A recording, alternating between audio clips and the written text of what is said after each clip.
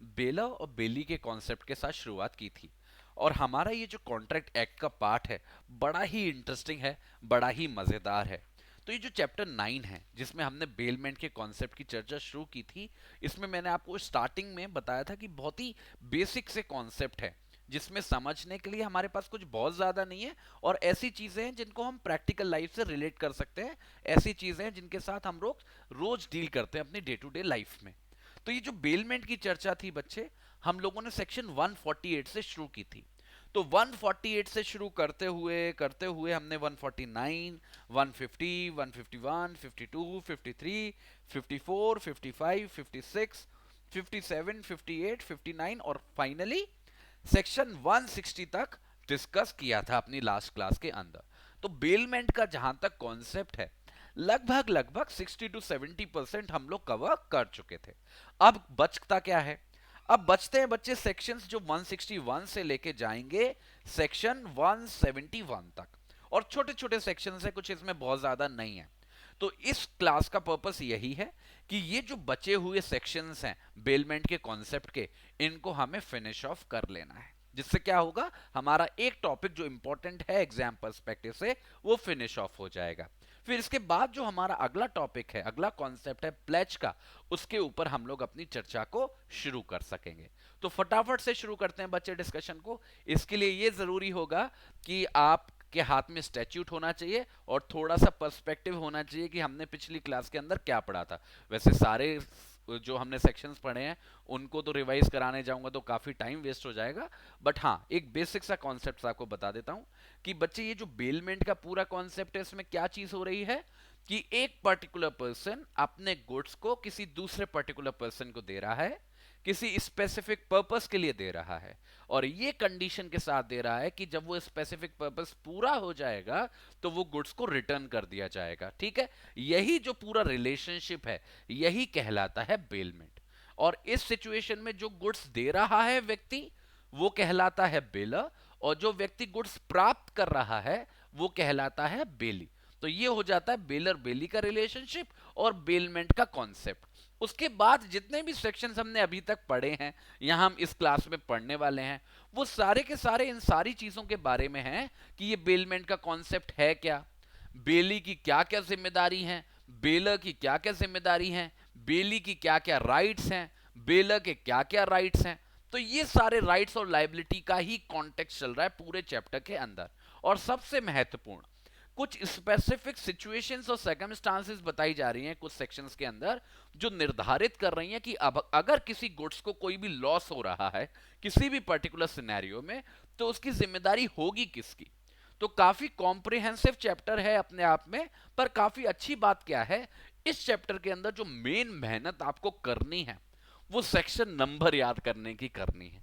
क्योंकि इसमें समझने के लिए तो ऐसा कुछ भी नहीं है कि आपको नहीं समझ में आएगा, वही बात क्यों आप रिलेट कर सकते हो इजीली अपनी रियल लाइफ से, आप रोज करते हो ये वाला काम।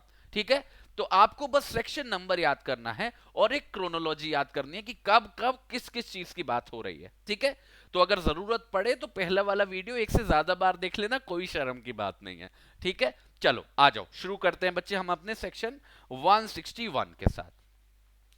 अब ये जो बच्चे हमारा सेक्शन 161 है, ये हमारी वही चर्चा जो हम अपनी लास्ट क्लास में होल्ड कर रहे थे उसी को एक्सटेंड कर रहा है। और 161 का पर्पस क्या है? वो बात करता है बेली की। बेली कौन होता है? जिसको गुड्स प्राप्त हुए हैं उस स्पेसिफिक पर्पस के लिए, और ये कंडीशन के साथ कि उसे उस गुड्स को वापस करना है जब वो पर्पस पूरा हो जाए। तो ये जो बेली है उसकी रेस्पॉन्सिबिलिटी की बात की जाती है बच्चे सेक्शन 161 में। और ये रेस्पॉन्सिबिलिटी कब अराइज हो रही है? ये रेस्पॉन्सिबिलिटी तब अराइज हो रही है जब वो गुड्स हैं जो बेलमेंट का सब्जेक्ट हैं, जो गुड्स दिए गए हैं बेलर के द्वारा, जब उनको रिटर्न नहीं किया जाता है। और रिटर्न नहीं, ड्यूली रिटर्न नहीं किया जाता है।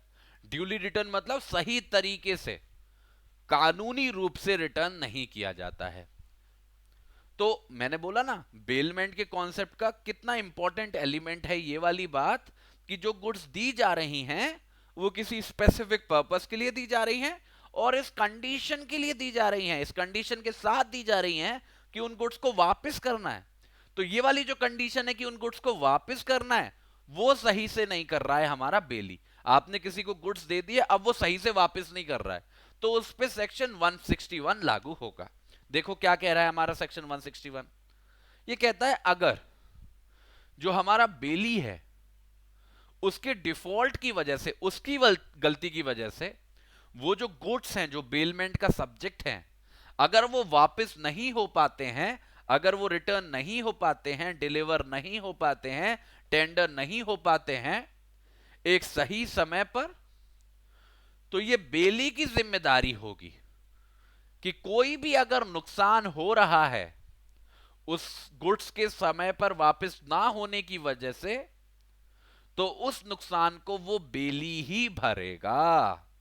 या फिर उस देरी की वजह से अगर उन गुड्स को कोई नुकसान पहुंच रहा है, उन गुड्स का कोई भी डिस्ट्रक्शन हो जा रहा है, वो नष्ट हो जा रहे हैं, या उनकी जो वैल्यू है वो डिटोरिएट हो जा रही है, कम हो जा रही है, मतलब अगर कोई भी नुकसान होगा उन गुड्स को क्योंकि उन्हें टाइम पे डिलीवर नहीं किया गया, तो उस सारे नुकसान की भरपाई बेली खुद करेगा, बेली खुद करेगा।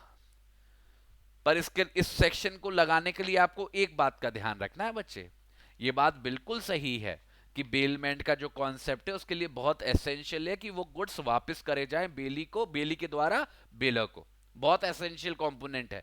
बट ध्यान रखना ये जो बेली की लायबिलिटी है ये हर सिचुएशन में अराइज नहीं होगी, इसके भी कुछ प्री कंडीशंस हैं। वो जो गुड्स वापस नहीं हो पाए ना सही टाइम पर, उसके पीछे जो गलती होनी चाहिए, द रीजन शुड बी बेली, बेली की किसी गलती की वजह से, उसकी नेग्लिजेंस की वजह से वो गुड्स समय पे वापस ना हो पाए हों। अगर ऐसा होगा तभी सेक्शन 161 अराइज होगा। अगर कभी ऐसा हुआ है कि बेली ने तो अपनी तरफ से पूरी कोशिश करी गुड्स को वापस करने की, बट बेलर ही बदमाशी देता रहा, बेली ने 10 बार फोन किया कि मैं आपका सामान वापस देने आ जाऊं, बेलर बदमाश देता रहता, मैं आज घर पे नहीं हूं, कल आना, परसों आना, तो ऐसे में अगर कोई गुड्स को नुकसान पहुंच जाएगा ना तो बेली की कोई जिम्मेदारी नहीं है। बेली रिस्पॉन्सिबल तभी होगा उस लॉस, डिस्ट्रक्शन या डिटोरिएशन के लिए जब समय पर वापस ना होने की वजह वो खुद होगा। बस इस बात को आप गांठ मान लो, इसके बारे में कोई भी कंफ्यूजन नहीं होना चाहिए। ठीक है, ये हो गया बच्चे हमारा section 161। Now come to section 162। और ये जो सेक्शन 162 है ये ग्रेटिटस बेलमेंट की बात करता है। किसकी? ग्रेटिटस। ये एक ऐसा बेलमेंट है जिसके बदले कोई भी पैसा नहीं लिया गया है, कोई भी कंसीडरेशन नहीं ली गई है, कोई भी सामान किसी व्यक्ति को दे दिया गया है पर बदले में कोई पैसा नहीं लिया गया है। ऐसी सिचुएशन होती है तो सेक्शन 162 लागू होता है। और सेक्शन 162 बहुत ही इंपॉर्टेंट रूल एस्टेब्लिश करता है। ये बोलता है कि कोई भी बेलमेंट जो ग्रेटिटस है, ग्रेटिटस है मतलब जिसके लिए, जिसके बिना पर कोई भी पैसा नहीं लिया गया है, तो ऐसी कोई भी बेलमेंट होती है वो टर्मिनेट हो जाती है, मतलब खत्म हो जाती है जब मृत्यु होती है। तो मृत्यु होने पर कोई भी ग्रेटिटस बेलमेंट ऑटोमेटिकली टर्मिनेट हो जाती है, ये कह रहा है हमारा सेक्शन 162। अब किसकी मृत्यु होती है देखते हैं। तो सेक्शन 162 कह रहा है कि कोई भी बेलमेंट जो ग्रेटिटस नेचर की है वो टर्मिनेट हो जाती है मृत्यु से, फिर वो चाहे मृत्यु बेलर की हो चाहे बेली की हो। अगर बेलर की डेथ हो जाए तो भी वो बेलमेंट अपने आप खत्म हो जाएगी, और चाहे बेली की डेथ हो जाए तो भी वो बेलमेंट ऑटोमेटिकली खत्म हो जाएगी, ऑटोमेटिकली टर्मिनेट हो जाएगी, आपको कुछ करने की जरूरत नहीं है। फॉर एग्जाम्पल, एक बेलमेंट के तहत एक व्यक्ति ने दूसरे व्यक्ति को कुछ गुड्स दिए। आप सभी को पता है बेलमेंट की पहचान क्या है, कि ये जो भी गुड्स दिए गए हैं किसी स्पेसिफिक पर्पस के लिए दिए गए हैं, और इन गुड्स को रिटर्न करना होता है जब वो स्पेसिफिक पर्पस पूरा हो जाता है। This is the entire agenda. मानो गुड्स दे दिए गए हैं पर वो वापस किए जाते, मतलब बेलमेंट जब चल रहा है तभी बेलर की डेथ हो जाए, तो ऐसी सिचुएशन में ये बेलमेंट ऑटोमेटिकली टर्मिनेट हो जाएगा, और बेली की ये जिम्मेदारी होगी कि इस व्यक्ति की डेथ होते ही वो जो गुड्स हैं जो उसने बेलमेंट के अंदर लिए हैं उनको वो रिटर्न कर दे। या फिर उल्टा हो जाए, कि बेलमेंट के अंदर गुड्स दिए हैं बेली को और बेली की डेथ हो जाए, तो बेली के जो भी घर वाले हैं, जो भी एलाज होंगे, उनकी ये जिम्मेदारी होगी कि वो जो भी गुड्स उन्होंने लिए हैं वो रिटर्न कर दें बेलर को। तो डेथ होने पर, चाहे वो डेथ किसी बेलर की हो चाहे किसी बेली की हो, वो ऑटोमेटिकली टर्मिनेट कर देती है इस बेलमेंट के रिलेशनशिप को। बट इसकी एक ही प्री कंडीशन है बच्चे, ये जो बेलमेंट है ये ग्रेटिटस होना चाहिए, यहां पे कोई भी कंसीडरेशन इन्वॉल्व नहीं होनी चाहिए। अगर इस बेलमेंट के पीछे पैसा इन्वॉल्व था, इस सामान देने वाले व्यक्ति ने इस सामान देने के लिए कोई पैसा चार्ज किया था हमारे बेली से, तो उस पे हमारा सेक्शन 162 लागू नहीं होगा। ठीक है, याद रखना, section 162 is not for all bailments, it is only for gratuitous bailments. बहुत बच्चे इस बात की गलती करते हैं, तो इस बात को ध्यान रखना आप हमेशा। ठीक है, तो ये हो गया हमारा section 162। Now come to section 163। और ये जो सेक्शन 163 है ये बेलर के बारे में एक बहुत इंपॉर्टेंट बात बता रहा है हमको। ये कह रहा है कि जो हमारा बेलर है, बेलर मतलब जिसने गुड्स दिए हैं, ये जो हमारा बेलर है उसका अधिकार है कि अगर कोई भी इंक्रीज होता है या कोई भी प्रॉफिट होता है उन गुड्स में या उन गुड्स की वजह से जिनको बेल किया गया है, जिसको बेलमेंट पे दिया गया है, वो प्राप्त होगा बेलर को।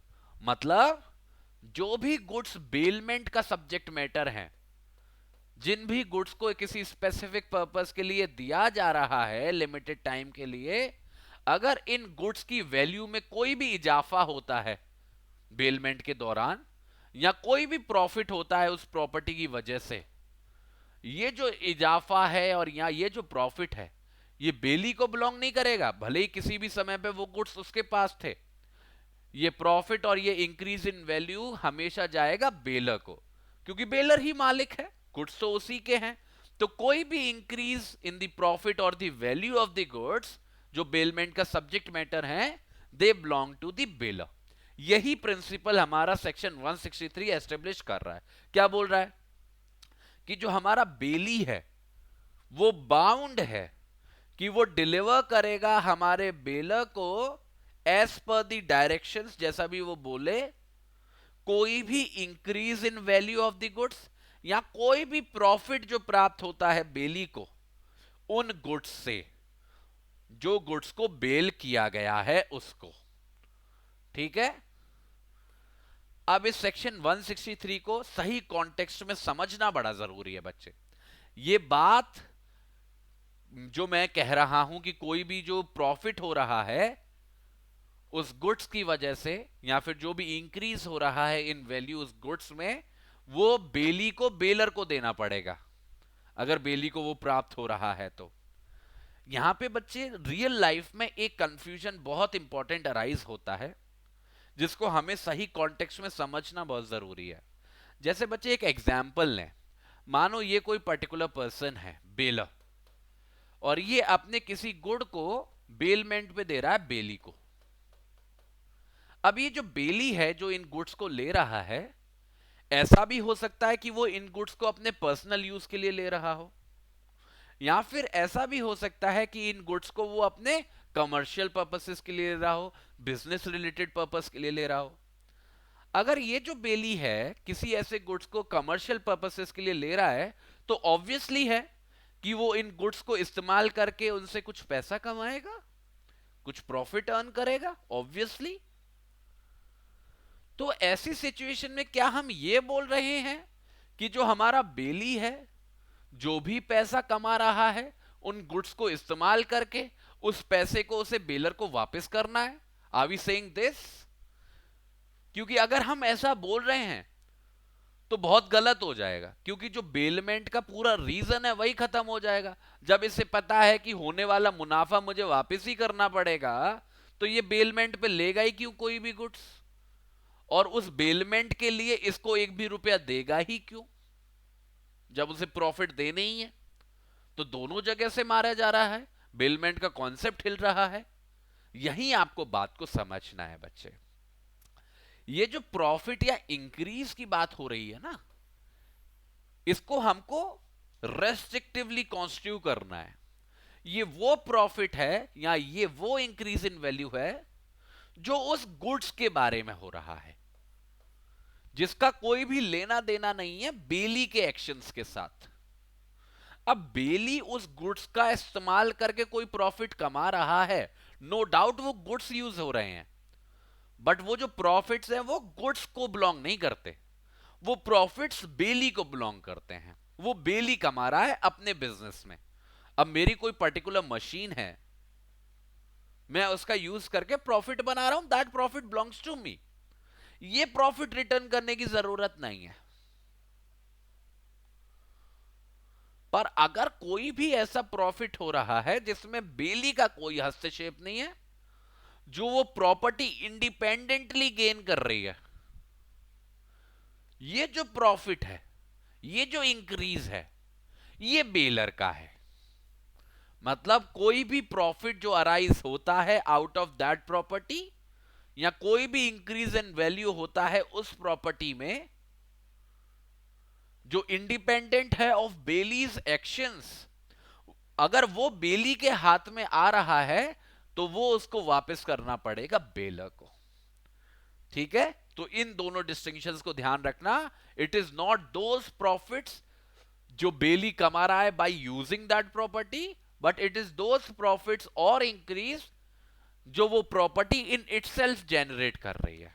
ठीक है, तो इस बात को आप हमेशा ध्यान रखना। अगर ऐसा कोई भी प्रॉफिट हो रहा है तो जो हमारा बेली है वो डिलीवर करेगा बेलर को जो भी प्रॉफिट एक्यूर हुआ है। ठीक है, तो ये सेक्शन 163 है। Now come to section 164। Section 164 जो है बहुत इंपॉर्टेंट है इस चैप्टर के अंदर, क्योंकि ये उन कुछ सेक्शंस में से एक है जो एक बेलर की रेस्पॉन्सिबिलिटी की बात करता है।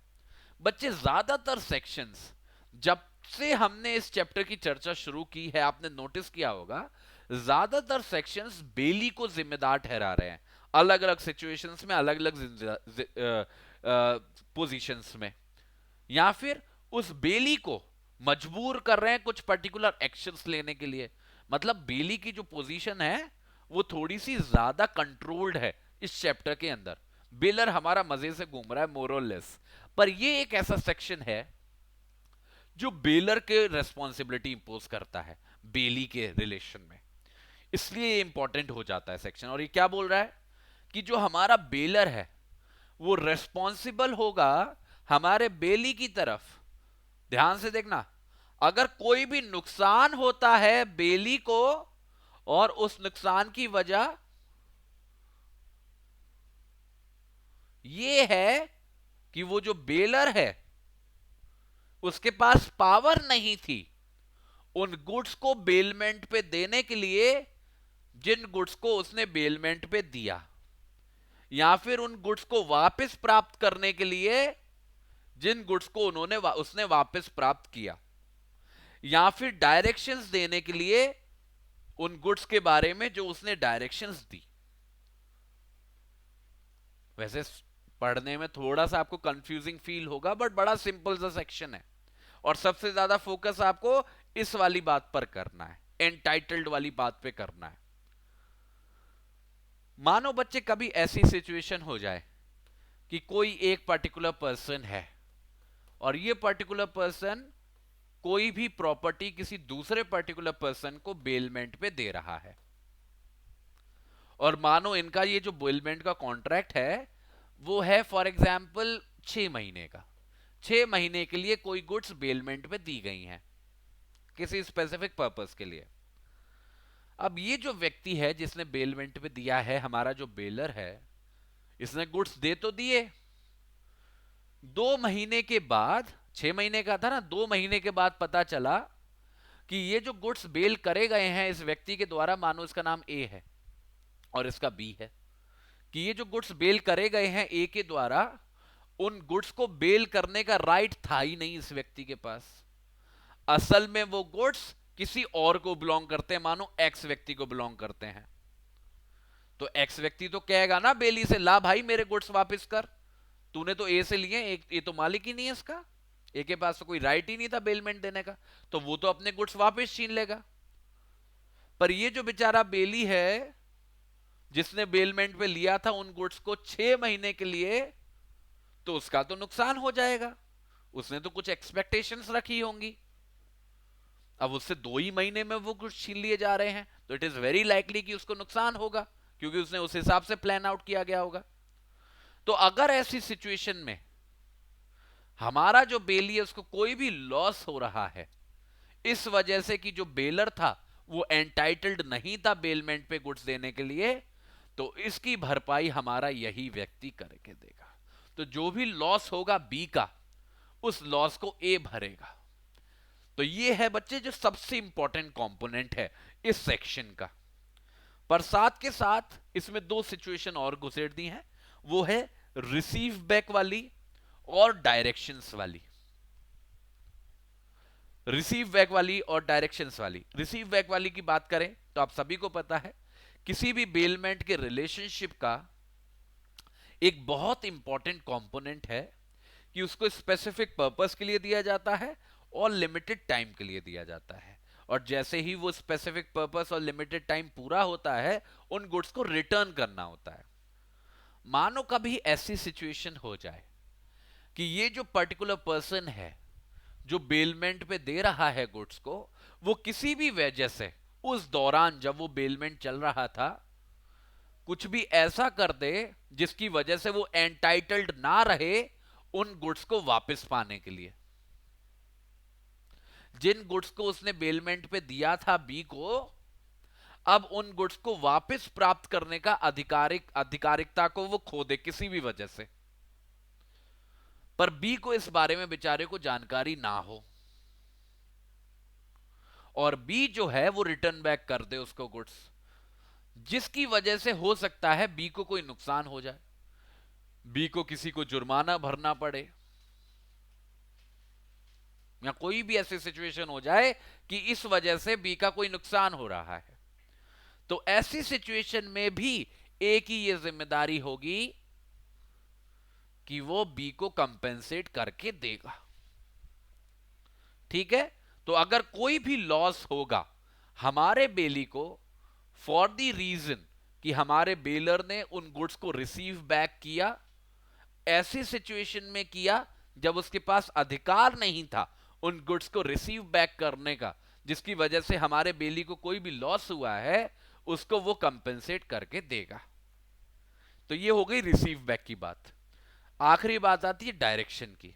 आप सभी को पता है कि बेलमेंट का जो रिलेशनशिप होता है बेलर और बेली के बीच में, वो बहुत ही कंट्रोल्ड रिलेशनशिप है, जिसमें हमारा जो बेलर है वो हमारे बेली के ऊपर बहुत सारी शर्तें लगाता है। ऑब्वियस सी बात है कि कोई भी व्यक्ति अपने गुड्स को दे रहा है तो वो उस पर हजारों कंडीशंस लगाएगा।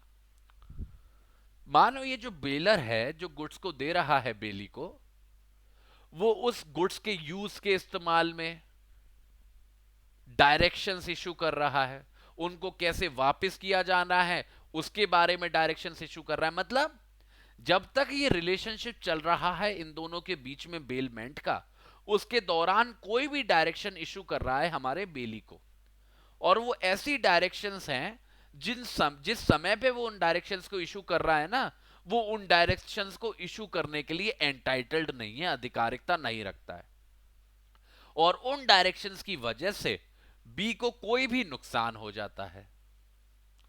तो ऐसी सिचुएशन में जो ए है जो हमारा बेलर है उसकी रिस्पॉन्सिबिलिटी होगी कि वो बी को कंपेंसेट करेगा ऐसे किसी भी लॉस के लिए जो उसको होगा किसी भी ऐसी डायरेक्शन की वजह से। तो कहने का मतलब है कि कोई भी ऐसा पर्टिकुलर बेलर जो गुड्स को बेल कर देता है बिना पावर होते हुए कि उसके पास बेलमेंट करने की पावर थी, उन गुड्स को वापस प्राप्त कर लेता है ऐसी सिचुएशन में जब उसके पास अधिकारिकता नहीं थी प्राप्त करने की, या ऐसी डायरेक्शंस दे देता है जब उसके पास वो डायरेक्शंस इश्यू करने की पावर नहीं थी। इन तीनों सिचुएशंस में अगर इनमें से किसी भी की चीज की वजह से हमारा जो बेली है उसको कोई भी लॉस हो रहा है, उसको कंपेंसेट करने की जिम्मेदारी हमारे बेलर की ही होगी। ठीक है, ये हो गई सेक्शन की बात। आमतौर पर बच्चे जो एक पॉइंट इसमें सबसे ज्यादा उठता है वो ये वाला उठता है। कई बार ऐसी स्थिति आ जाती है कि किसी पर्टिकुलर पर्सन ने गुड्स को बेल की कर रखा होता है और आगे जाके पता चलता है कि उसके पास तो अथॉरिटी थी ही नहीं। तो ऐसी सिचुएशन कॉमनली सबसे ज्यादा राइज होती है, और इसकी वजह से अगर कोई भी लॉस होता है हमारे बेली को, तो यही जो पर्टिकुलर पर्सन है जिसने विदाउट अथॉरिटी बेलमेंट किया था उन गुड्स का, वो उसको कंपेंसेट करके देता है। ठीक है, बट हाँ, क्योंकि सेक्शन में लिखा है तो रिसीव बैक वाली भी पोजीशन आ सकती है और डायरेक्शन वाली भी आ सकती है, और आपको एग्जाम में तो तीनों ही लिखनी है। बस एक ही एलिमेंट आपको याद रखना है, what ever be the situation, चाहे पहली चाहे दूसरी चाहे तीसरी, लॉस होना चाहिए। किसको होना चाहिए? बेली को। और उस लॉस की वजह इन तीनों में से ही कोई एक होनी चाहिए। अगर ऐसा है तो हमारा सेक्शन 164 इफेक्ट में आ जाएगा और उसको कंपेंसेशन दिलवा देगा। ठीक है, सो दिस इज 164 जो बेलर की बात कर रहा था। अब जो सेक्शन 165 है ये भी थोड़ा इंपॉर्टेंट है बच्चे, इस पे ध्यान देना। ये इंपॉर्टेंट भी है, इंटरेस्टिंग भी है, क्योंकि यहां पे ये जो बेलमेंट का रिलेशनशिप है वो कई सारे जॉइंट ओनर्स को इन्वॉल्व कर रहा है। अभी तक बच्चे हम जो भी एग्जाम्पल ले रहे थे बेलमेंट के बारे में, हम कह रहे थे कि एक व्यक्ति है, वो अपने गुड्स को बेलमेंट पे दे रहा है दूसरे व्यक्ति को। ऐसे ही तो कर रहे थे, ऐसे ही तो सोच रहे थे। पर मानो ये जो व्यक्ति है, ये जो बेलर है, ये एक ना हो, एक से ज्यादा हो, दो हो, तीन हो, तब क्या होगा? तब कैसे बदलेगा ये बेलमेंट का रिलेशनशिप? ये समझना बड़ा जरूरी है। देखो, अगर कई सारे जॉइंट ओनर्स हैं उस सामान के, उस गुड्स के, जो बेलमेंट का सब्जेक्ट मैटर है, और वो जो सारे ओनर्स हैं मिलकर उन गुड्स को बेलमेंट पे देते हैं, अब कोई भी गुड्स अब बेलमेंट पे दिए गए हैं तो उनको वापस भी तो करना होगा। अब एक ही बेलर होता था तो बड़ा आसान था कि उसी को वापस करना है। पर अगर ऐसी सिचुएशन हो कि कई सारे मालिकों ने मिलके गुड्स बेलमेंट पे दिए हैं, तो किसको वापस करेंगे? तो उसका पहला सॉल्यूशन है कि अगर कई सारे लोगों ने मिलके बेलमेंट पे दिया है, तो जो हमारा बेचारा बेली है जिसने उस सामान को लिया है, वो उन गुड्स को वापस करेगा जब भी उसका पूरा पर्पस हो जाएगा। वो वापस करेगा उन डायरेक्शंस के अनुसार, जो भी डायरेक्शंस उसको कॉन्ट्रैक्ट के अनुसार दी गई हैं उनके अनुसार चलेगा, और किसी भी जॉइंट ओनर को रिटर्न कर देगा।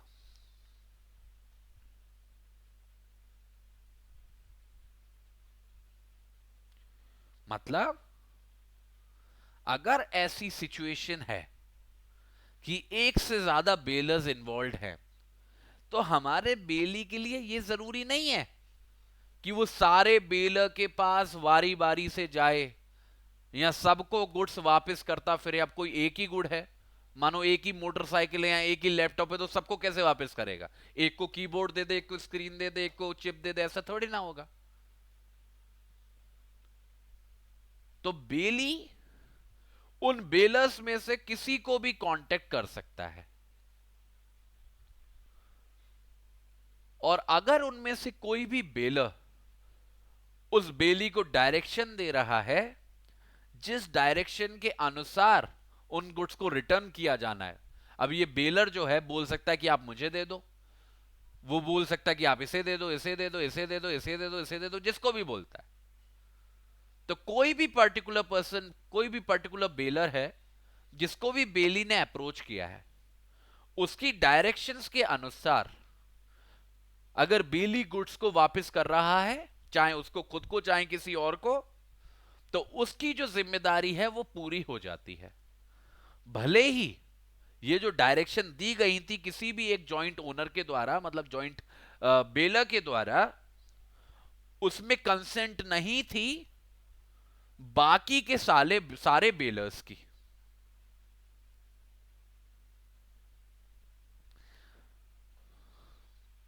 ठीक है, तो बच्चे दो लेवल हैं, कंफ्यूज मत हो, दो लेवल है।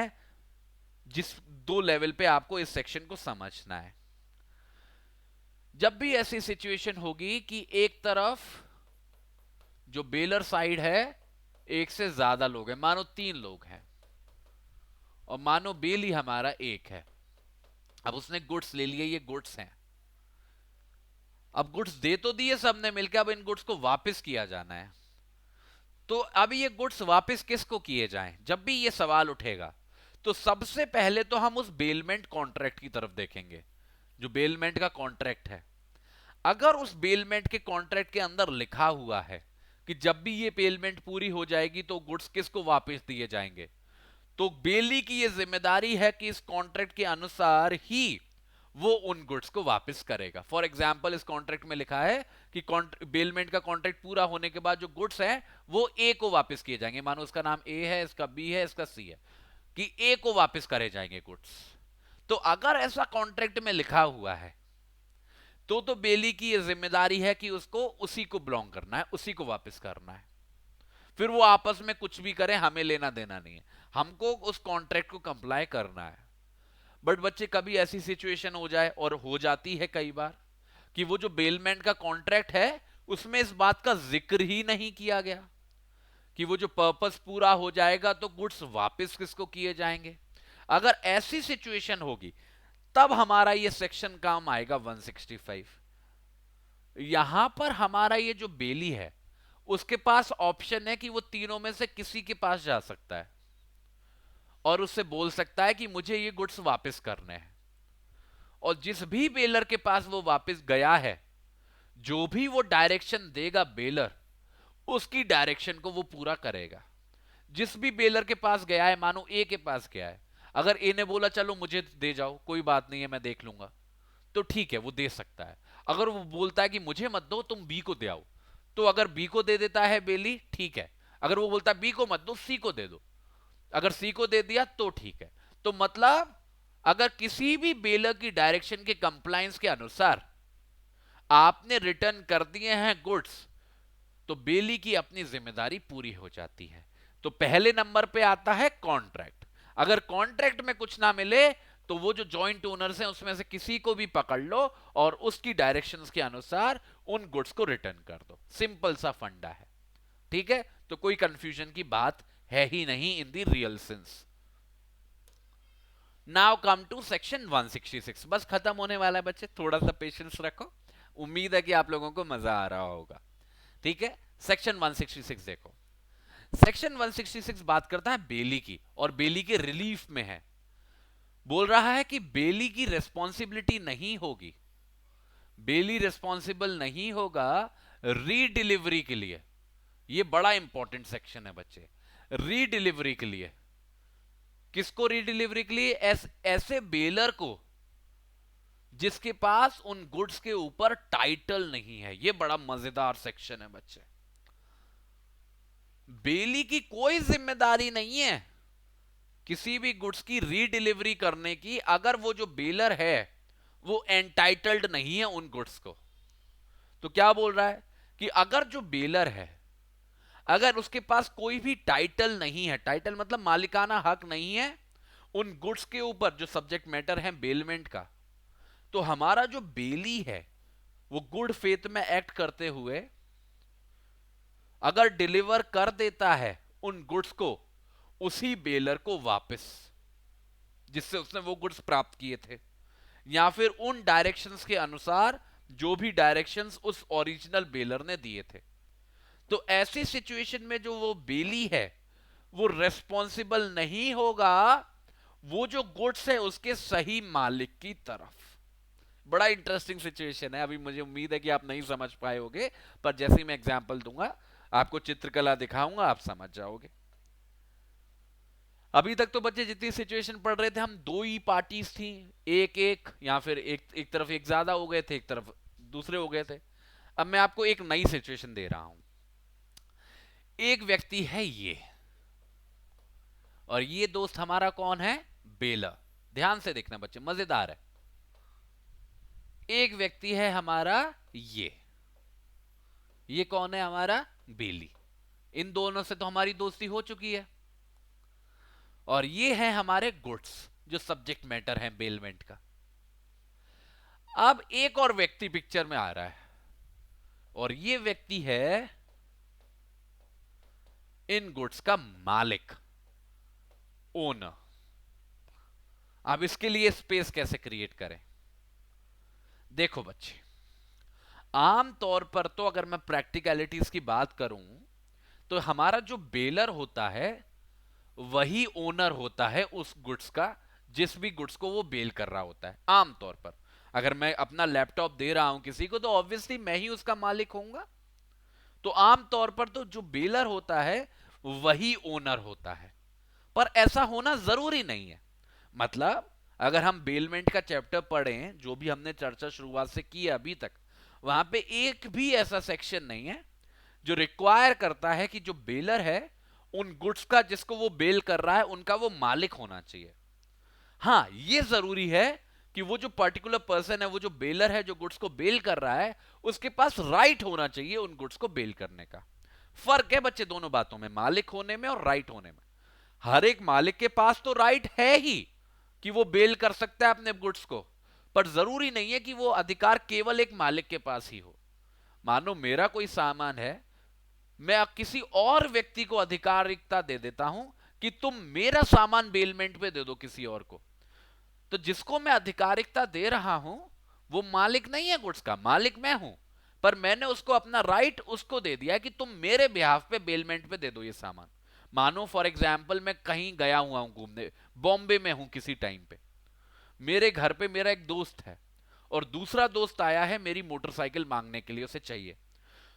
और मेरा दोस्त फोन करता है, यार दोस्त तेरा मांगने आया है सामान को, गुड्स को, मैं दे दूं? मैंने बोला ठीक है दे दे। मतलब ये तो बहुत आपको समझाने के लिए मैंने एग्जाम्पल दे दिया।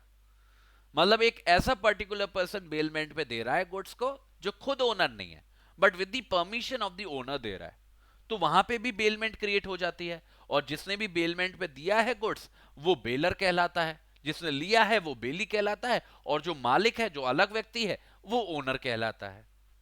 एक सिचुएशन तो ये हो सकती है। एक और सिचुएशन हो सकती है, समझ गए ना कि तीनों अलग अलग कब हो सकते हैं? जब ओनर ने बेलर को राइट दे दिया कि वो उसके गुड्स को बेलमेंट पे दे दे। एक तो ये रिलेशनशिप हो सकता है। एक और हो सकता है कि जब गुड्स को बेल किया गया तब तो वो जो बेलर है वही ओनर था गुड्स का, पर उन गुड्स को बेलमेंट देने के बाद मानो इस व्यक्ति ने अपने गुड्स को किसी और को बेच दिया, तो ये तब तो ओनर था, पर जब गुड्स वापस की जानी थी, मतलब जब बेलमेंट चल रहा था, उस दौरान उसने अपनी ओनरशिप खो दी और कोई दूसरा ओनर बन गया। एक सिचुएशन ये हो सकती है। अब ये जो दोनों ही सिचुएशन है, चाहे पहली वाली चाहे दूसरी वाली, हम देख पा रहे हैं कि बेलर एक अलग व्यक्ति है, ओनर और ओनर जो है वो एक अलग व्यक्ति है। अगर हम उस समय की बात करें जब उन गुड्स को वापस करना है बेली को, जब गुड्स को वापस करने की बात आ रही है बेली के द्वारा, तो दोनों सिचुएशन में, चाहे पहली वाली हो चाहे दूसरी वाली हो, बेलर और ओनर दोनों अलग अलग हैं। अब सवाल उठता है कि ये जो बेली है ये क्या करे? उन गुड्स को वापस बेलर को करे या ओनर को करे?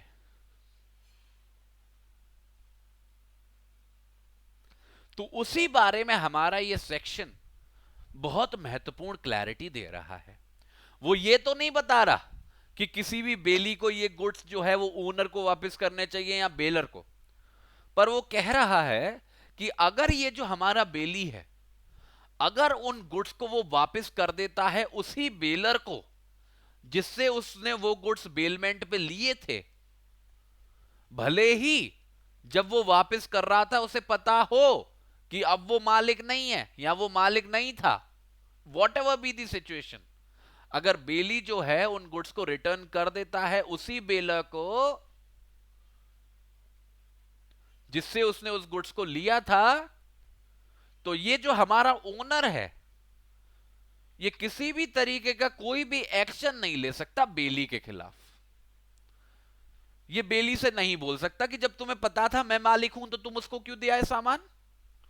अब वो भाग गया लेके, बेली कहेगा मुझे नहीं पता भाई, हम करते हैं ना, मैंने तो उससे लिया था, मैंने उससे वापस कर दिया, भाई तुम में से कौन मालिक है तुम जानो। ऐसे ही तो करते हैं।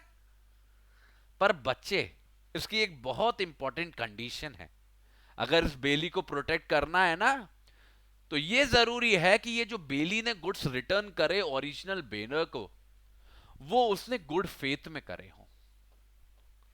अगर कहीं से भी ऐसी बात निकल के आई कि बेली ने ओरिजिनल बेनर को गुड्स जान पूछ के रिटर्न करे उसके साथ मिलकर, या फिर किसी ऐसी इंटेंशन के साथ कि मैं उस ओरिजिनल बेलर को वापस कर दूंगा, फिर वो भाग जाएगा, ओनर का नुकसान कर देगा, अगर ऐसी कोई इंटेंशन रख के बेली ने बेलर को गुड्स वापस करे थे, तो फिर उसको इस सेक्शन की प्रोटेक्शन नहीं मिलेगी और ओनर उसके खिलाफ एक्शन ले सकेगा।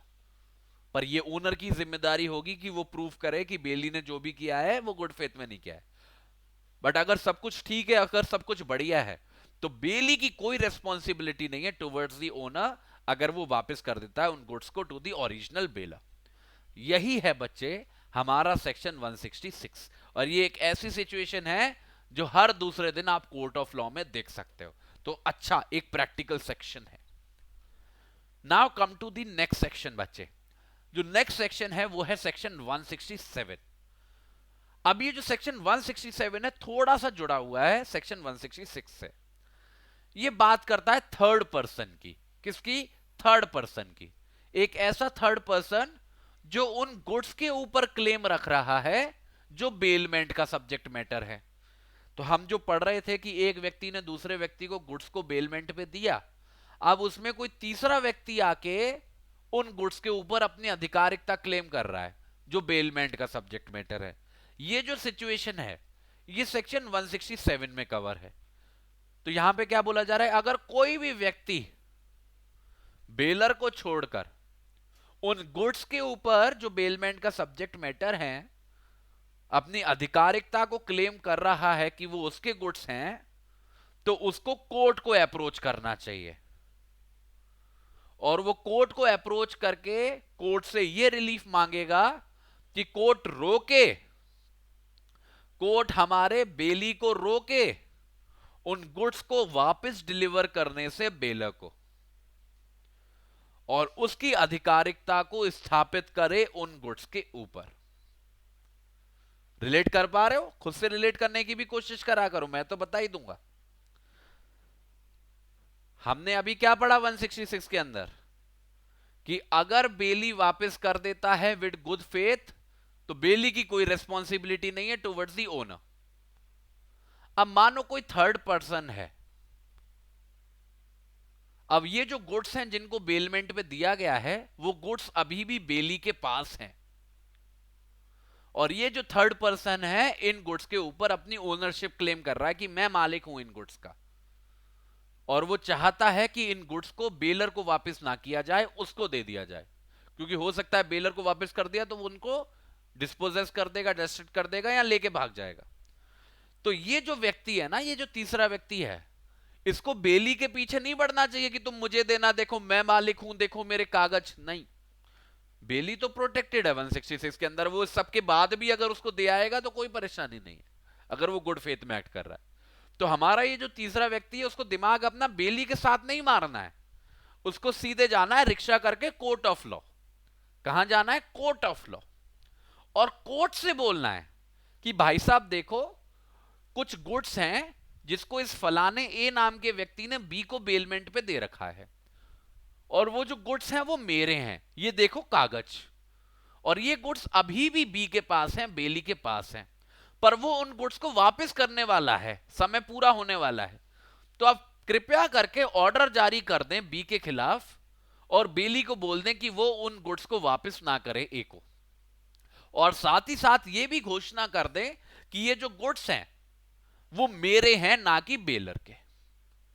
अगर कोर्ट ऐसा ऑर्डर जारी करता है फिर जो बेली है वो वापस नहीं कर सकता उन गुड्स को बेलर को,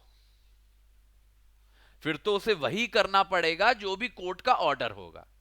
तो किसी भी थर्ड पर्सन के लिए इस सिचुएशन को रोकने के लिए, उस डिलीवरी को रोकने के लिए वापस बेलर को एक ही ऑप्शन है, और वो ऑप्शन है कोर्ट को अप्रोच करने का।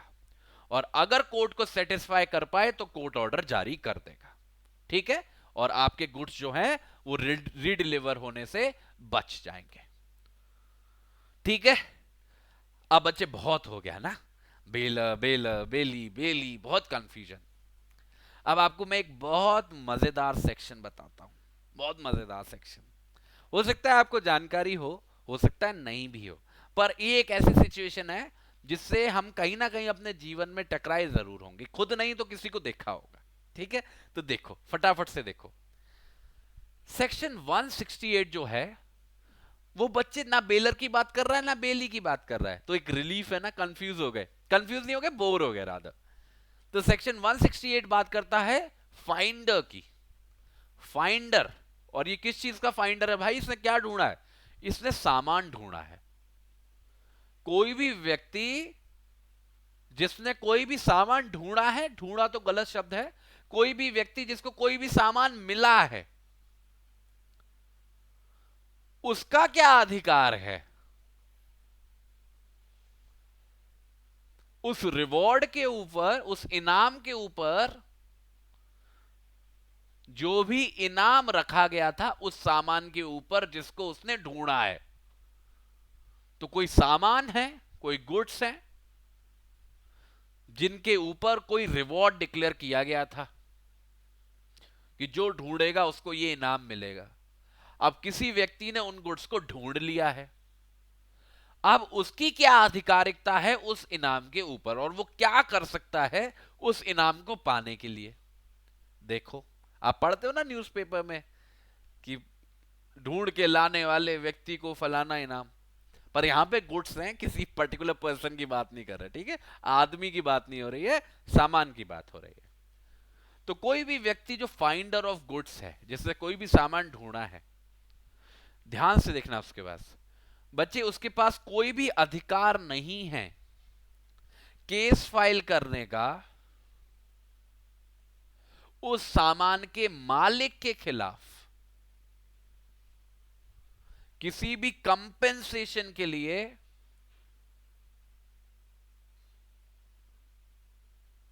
जो भी खर्चा उसका हुआ, जो भी ट्रबल उसको हुई, जो भी परेशानी उसको हुई, ध्यान से देखना, जो उसने अपनी मन मर्जी से की उस सामान को प्रिजर्व करने के लिए और उस ओनर को ढूंढने के लिए।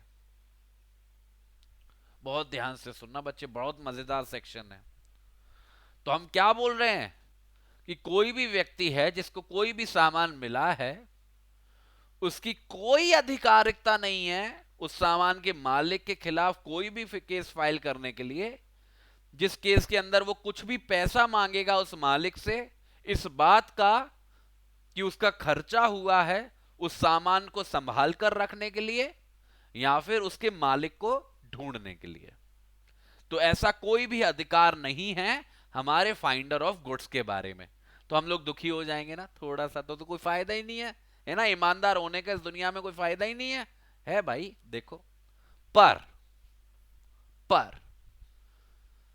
अगर ये फाइंडर ऑफ गुड्स चाहे तो, उसकी मर्जी है, वो रिटेन कर सकता है, रख सकता है अपने पास उस सामान को ओनर के खिलाफ, जब तक कि उसको प्राप्त नहीं हो जाता, मतलब जब तक उसको दे दिया नहीं जाता वो कंपेंसेशन, या फिर अगर वो जो गुड्स का मालिक है अगर उसने कोई स्पेसिफाइड अमाउंट, कोई स्पेसिफिक अवार्ड डिक्लेयर किया गया था उस सामान को ढूंढने के लिए, तो वो जो रिवॉर्ड है जब तक उसको वो प्राप्त नहीं हो जाता तो उस सामान को वो रिटेन कर सकता है।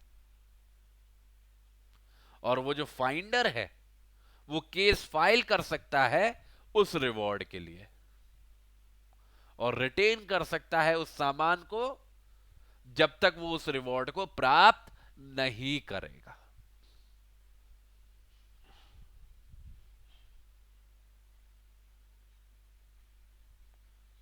ध्यान से समझना। नॉर्मली, इन नॉर्मल पर्सपेक्टिव, कोई भी व्यक्ति जो किसी भी सामान को पाता है और उस सामान को उसके मालिक तक पहुंचाता है, केवल इस वजह से कि उसे कोई सामान मिला और उसने उस सामान को मालिक तक पहुंचाया, केवल इस वजह से उसकी कोई भी आधिकारिकता नहीं हो जाती है किसी भी कंपेंसेशन के ऊपर, किसी भी पैसे के ऊपर।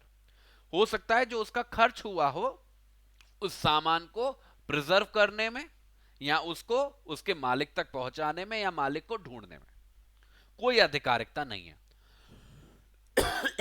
पर अगर वो जो सामान का मालिक है उसने अपनी तरफ से कोई घोषणा कर रखी थी कि ये जो सामान है उसको ढूंढ के लाने वाले व्यक्ति को फलाना फलाना इनाम दिया जाएगा, तो ऐसा अगर कोई पॉइंट है, ऐसा कोई रिवॉर्ड है, तो ऐसे रिवॉर्ड को पाने के लिए ये जो हमारा फाइंडर है वो केस भी फाइल कर सकता है कि मेरे को वो रिवॉर्ड दिया जाए क्योंकि मैंने वो सामान ढूंढा है, और अपनी उस पेमेंट को सिक्योर करने के लिए वो जो सामान है, जिस सामान के बारे में वो रिवॉर्ड रखा गया है, उसको अपने पास रख सकता है और तब तक वापस नहीं कर सकता है जब तक उसका रिवॉर्ड उसको दे दिया ना जाए। तो ये फर्क है नॉर्मल सिचुएशन में और ऐसी सिचुएशन में जब कोई रिवॉर्ड की बात हो रही है। तो अगर आपको कुछ मिल रहा है और आप किसी की कोई चीज को वापस कर रहे हो तो आपका कोई अधिकार नहीं है और कोई बाउंडेशन नहीं है उस व्यक्ति पर कि वो आपको कुछ दे। हो सकता है आमतौर पर अगर कोई प्रॉपर्टी वैल्यूएबल होती है तो लोग खुश होकर आपको कुछ दे देते हैं, पर कई बार नहीं भी देते, आपको अप्रिशिएट करते हैं आपकी ईमानदारी के लिए। तो केवल इस वजह से कि आपने किसी का कुछ ढूंढा है, उसको वापस किया है, you have no right over anything, भले ही आपके कुछ एक्सपेंसेस हुए हों, but at the same time अगर उसी गुड्स के बारे में अगर कोई रिवॉर्ड है उसको क्लेम कर सकते हो आप, और उसको पाने के लिए आप कोर्ट ऑफ लॉ तक जा सकते हो और यहां तक कि उस सामान को वापस देने से मना कर सकते हो जब तक वो रिवॉर्ड जो है वो आपको पे ऑफ ना किया जाए। ठीक है, तो फाइंडर ऑफ गुड्स के बारे में ये दो सिचुएशंस हैं जिसको हमें ध्यान रखना है। ठीक है, तो कभी कंफ्यूज नहीं होना। अब आ जाओ बच्चे सेक्शन 169 पे, और ये जो 169 है वो भी फाइंडर के बारे में है। यहां पे बोला जा रहा है कि कब जो हमारा फाइंडर है किसी भी चीज का वो बेच सकता है उस सामान को जिस सामान को उसने ढूंढा है। तो अगर कभी भी कोई भी ऐसी चीज, कोई भी ऐसा गुड जो आम तौर पर आसानी से बेचा जा सकता है वो खो जाता है, और जो उस गुड का मालिक है, जो ओनर है, वो पूरी कोशिश करके भी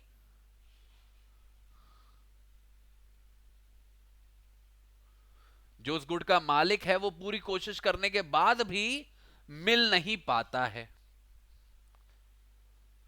या फिर वो जो मालिक है वो मना कर देता है पे करने से, कोई भी, ध्यान से देखना, कोई भी लॉफुल चार्ज जो फाइंडर का है, जो भी पैसा बनता है फाइंडर का, लॉफुल, लीगली अलाउड।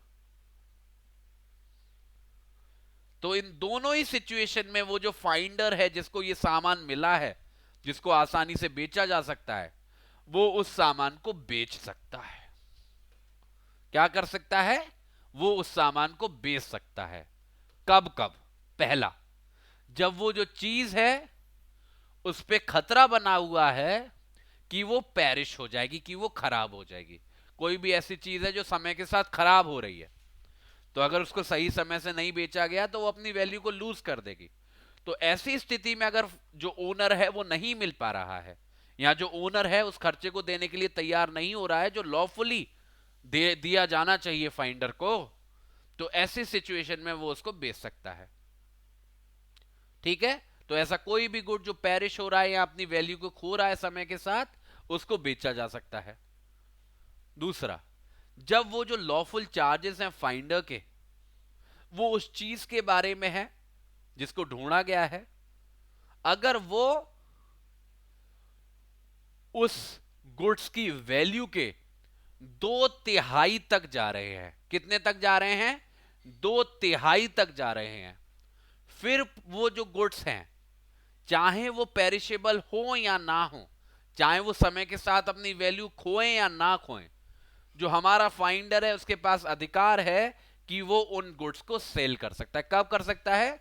जब उसके जो चार्जेस हैं वो उस गुड्स की वैल्यू के 2/3 है। कितने हैं? 2/3 है। मुझे लगता है ये वाला तो आपको समझ में आ गया होगा कि वो जो गुड्स हैं जो मिले हैं वो पेरिशेबल नेचर के हैं, वैल्यू खो रहे हैं समय के साथ, तो उनको बेच दो तो ही बढ़िया रहेगा। पर मानो ऐसी सिचुएशन हो गई कि किसी का पर्टिकुलर पर्सन ने किसी गुड्स को ढूंढा और वो ऐसे गुड्स हैं जो इजीली सेलेबल हैं, और उन गुड्स के रिलेशन में जिसको उसने ढूंढा है उसके जो लॉफुल चार्जेस बन रहे हैं, मतलब ऐसे चार्जेस जो कानूनी रूप से वो क्लेम कर सकता है हमारे ओनर से जब वो उस प्रॉपर्टी को वापस करेगा, वो जो लॉफुल चार्जेस की वैल्यू है वो उस प्रॉपर्टी की वैल्यू के 2/3 है। मानो वो जो प्रॉपर्टी है उसकी वैल्यू है कितनी? उसकी वैल्यू है मानो 1,000 रुपए, और जो लॉफुल चार्जेस बन रहे हैं फाइंडर के वो बन रहे हैं मानो 680 रुपए या 700 रुपए ले लो। अगर ऐसी सिचुएशन है तो हमारा जो फाइंडर है वो उन गुड्स को बेच सकता है। ठीक है, उसके पास ये राइट होता है।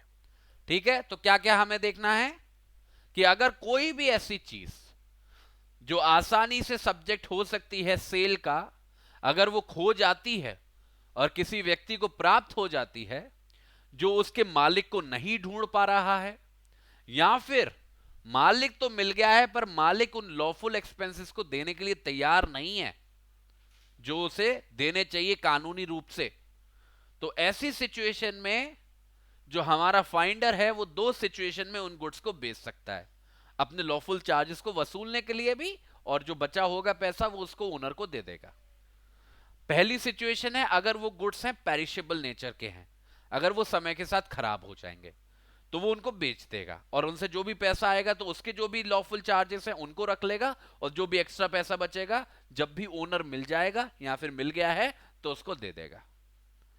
या फिर दूसरी सिचुएशन कि वो जो उसके लॉफुल एक्सपेंसेस हैं वो उस गुड्स की वैल्यू के 2/3 हैं, तो ऐसी सिचुएशन में वो उन गुड्स को बेच देगा और अपने लॉफुल चार्जेस को अपने पास रख लेगा, और वो जो ओनर है जब भी मिलेगा या मिल गया है तो उसको जो बचा हुआ अमाउंट है वो रिटर्न कर देगा। ठीक है, तो इन दो सिचुएशंस में उन गुड्स को बेचा जा सकता है फाइंडर के द्वारा।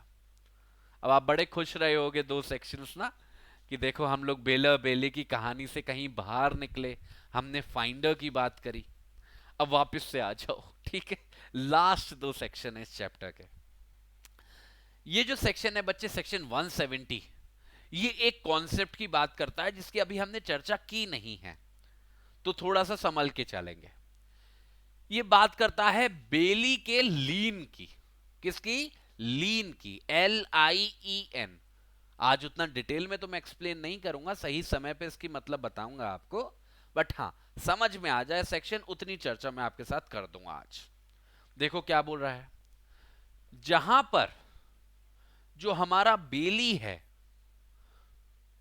उस बेलमेंट के पर्पस के लिए उसने अगर कोई भी सर्विस दी है जिसमें उसने अपनी लेबर लगाई है, अपनी मेहनत लगाई है, अपनी स्किल लगाई है, उन गुड्स के बारे में, उन गुड्स के रिलेशन में जो बेलमेंट का सब्जेक्ट मैटर थे, ऐसी स्थिति में जो हमारा बेली है उसके पास यह अधिकार है कि उन गुड्स को जो बेलमेंट का सब्जेक्ट मैटर है उनको अपने पास रख सकता है जब तक कि उसको वो खर्चा नहीं दे दिया जाता उस बेलर के द्वारा जो भी खर्चा बनता है उसकी लेबर का, उसके स्किल का, जिसको उसने लगाया उन गुड्स के ऊपर,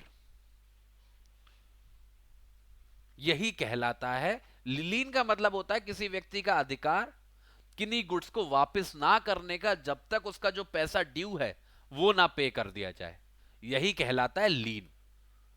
तो यही हमारा बेली का लीन है। अब मैं समझ रहा हूं आप बिना एग्जाम्पल के तो समझते नहीं हो कुछ। तो देखो, ये व्यक्ति है बच्चे, ये हमारा बेलर है।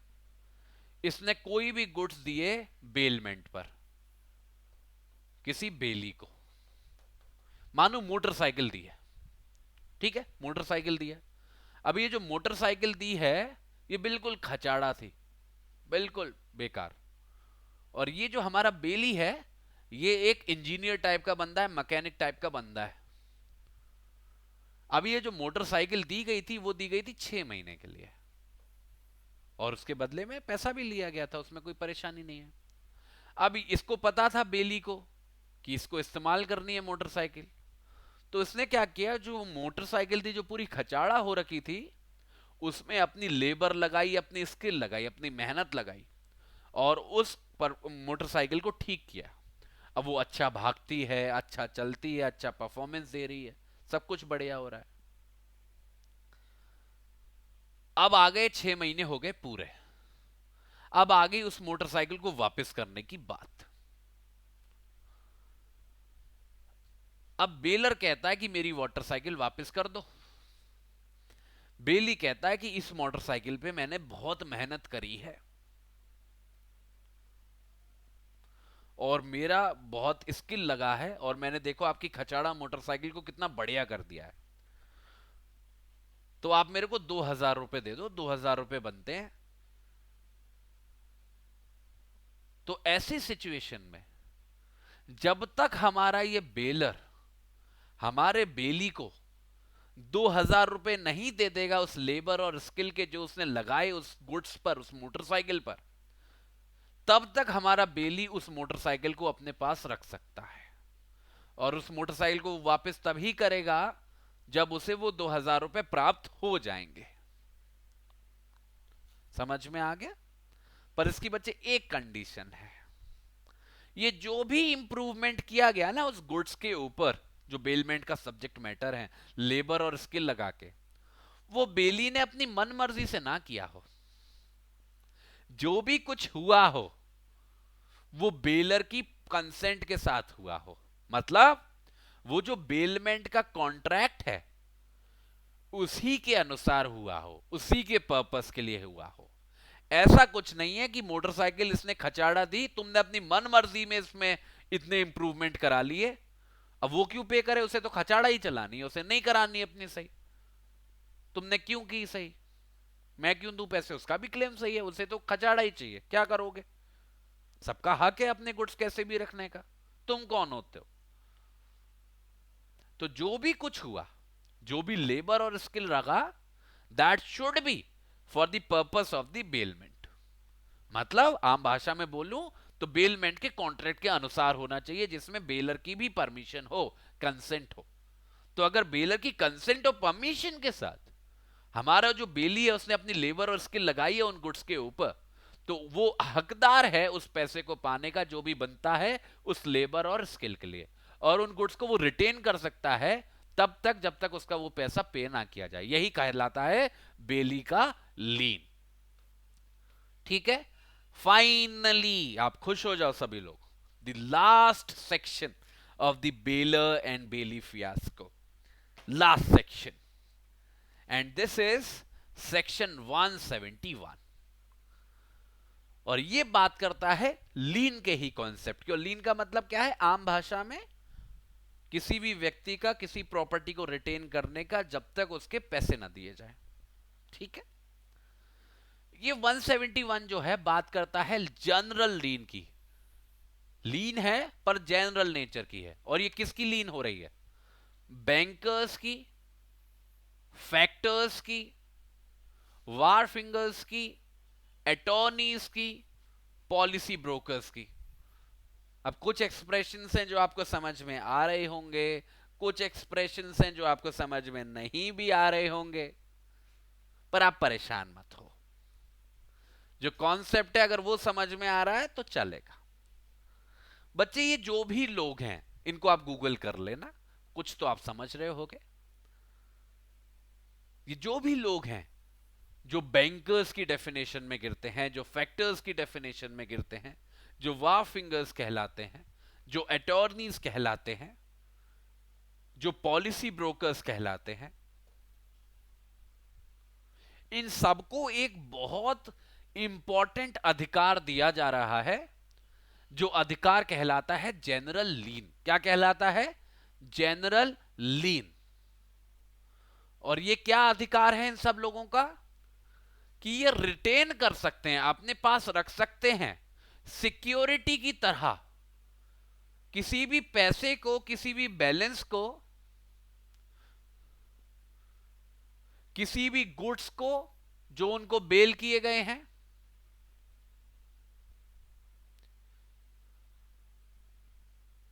जब तक कि इसके अगेंस्ट कोई भी कॉन्ट्रैक्ट ना हो।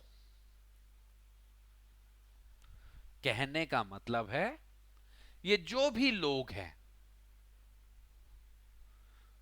बैंकर्स, अटॉर्नीज, पॉलिसी ब्रोकर्स, अब मानो ये लोग जो हैं किसी पर्टिकुलर पर्सन को अपनी सर्विसेज दे रहे हैं। समझना, ध्यान से सुनना। किसी पर्टिकुलर पर्सन को इन्होंने अपनी सर्विसेज दी। उन सर्विसेज देने के दौरान, इन दोनों की इंटर रिलेशनशिप के दौरान कुछ पैसे का लेन देन हुआ। सिचुएशन क्या हुई इन दी एंड?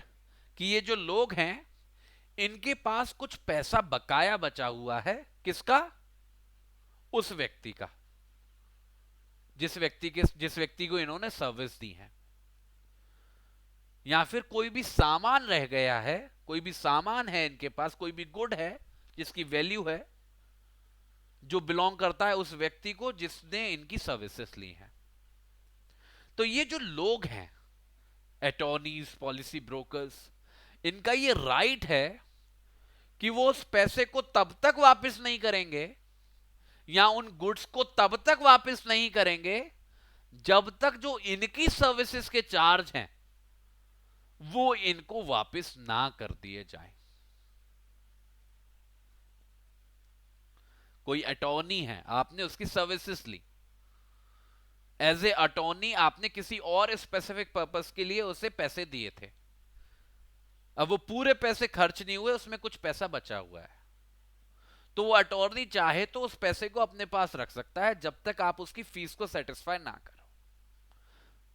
या फिर किसी गुड को आपने दिया था, किसी सामान को आपने दिया था फॉर पर्टिकुलर पर्पस, ये हक है उस व्यक्ति का कि वो उस सामान को वापस ना करे जब तक आप उसकी सर्विसेज के पैसे को सेटिस्फाई ना करो।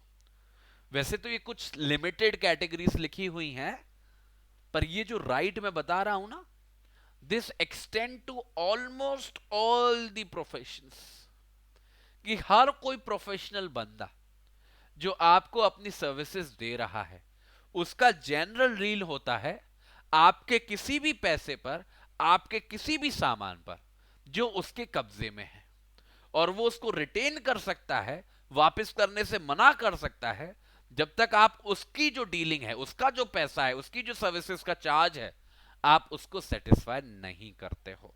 यही जो पूरा कॉन्सेप्ट है, this is called the concept of general lien, जो हमारे सेक्शन 171 के अंदर है। ठीक है बच्चे? अब ये चलो ठीक है। अब इसी के साथ हमारी जो चर्चा है फाइनली वो खत्म हो गई है। अब देखो फटाफट से आप सभी लोग देख लो कि अब हमारा फ्यूचर प्लान ऑफ एक्शन क्या है, क्योंकि कॉन्ट्रैक्ट हमारा ऑलमोस्ट खत्म होने पे है, तो हम उसको कैसे करने वाले हैं इस चीज को फटाफट से देख लो। हमने बच्चे खत्म कर लिया है सक्सेसफुली अपने स्टैट्यूट का चैप्टर, जो हमारा है, एक सेकेंड, चैप्टर नंबर 9, जो बेलमेंट के कॉन्सेप्ट के साथ प्राइमरीली डील कर रहा था।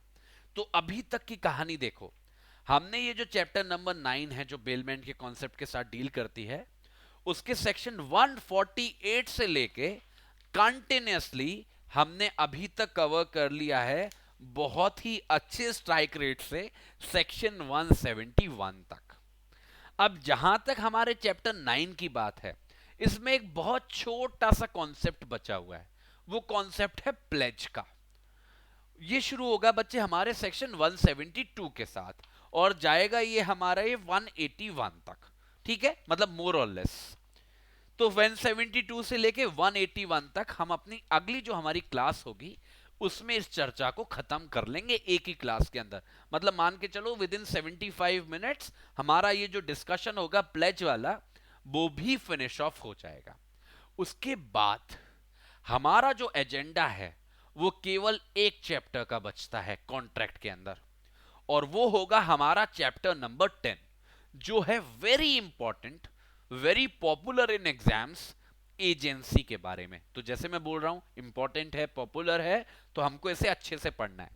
तो ये जो हमारा चैप्टर 10 है ये शुरू होता है बच्चे हमारा सेक्शन 182 से और इट गोज अप टिल, थोड़ा सा बड़ा है, it goes up till section 238। तो मोटे तौर पर आप मान के चलो इसमें लगभग 60 सेक्शंस है। 60 सेक्शंस एक बड़ा अमाउंट है। तो हम इसमें क्या करेंगे, बहुत शार्पनेस दिखाएंगे। देखो सेक्शंस तो हम पढ़ेंगे, स्किप नहीं करेंगे, सेक्शंस तो हम सारे पढ़ेंगे, बट एक पर्टिकुलर मैनर में पढ़ेंगे, एक स्पीड में पढ़ेंगे, क्योंकि सारे इंटर रिलेटेड से हैं। तो हमारा एम ये है कि एक बार जब हम अपनी क्लास में ये जो पुराना वाला चैप्टर है उसको कंप्लीट कर लेते हैं, बेलमेंट वाला, जैसे ही हम एजेंसी पे जंप करें विद इन 2 वीक्स, 2 वीक के अंदर, 2 वीक मतलब 4 क्लासेस, 4 क्लासेस के अंदर ट्राई कि इस एजेंसी के कॉन्सेप्ट को फिनिश ऑफ करते हैं। मतलब बाई दी मिड, या तो जो लास्ट वीक होगा ना अप्रैल मंथ का, लास्ट वीक तक हम इसको फिनिश ऑफ कर दें एट एनी कॉस्ट।